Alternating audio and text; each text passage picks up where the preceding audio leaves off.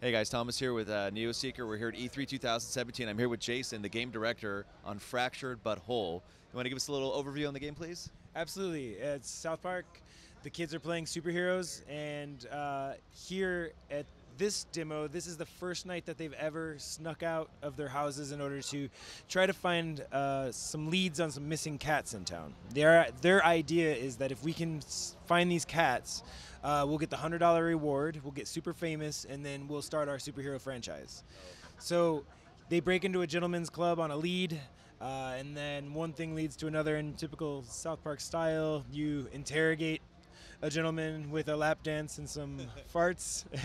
We have a lap dance minigame. It's really, really cool, I guess. One-to-one motion on the left analog stick was really important to get that.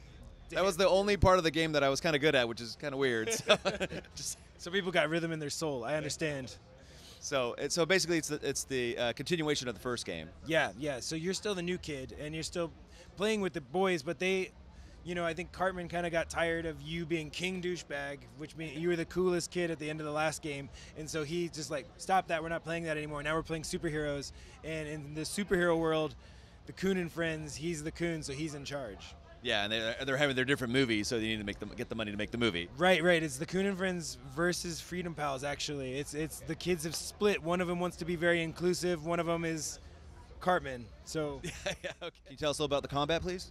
Absolutely, we wanted to keep turn-based combat because like turn-based gave us a lot of room for jokes and stuff like that. But we also wanted people to feel like they were fighting in the same places they were exploring, and that meant adding movement. But we didn't want it. That turned it into a tactics game, but we didn't want it to be like too hardcore, too slow for people, because that would ruin a lot of our pacing.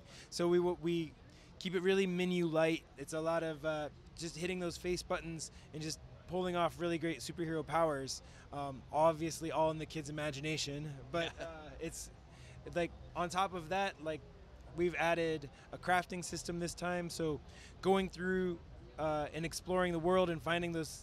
Yeah, I remember that. Yeah, because we had to get the DJ a drink, so we had to go explore the room and craft him a drink, and we used the app on our phone. Right. The crafting can be used to make mission items. It can be used to make new costumes.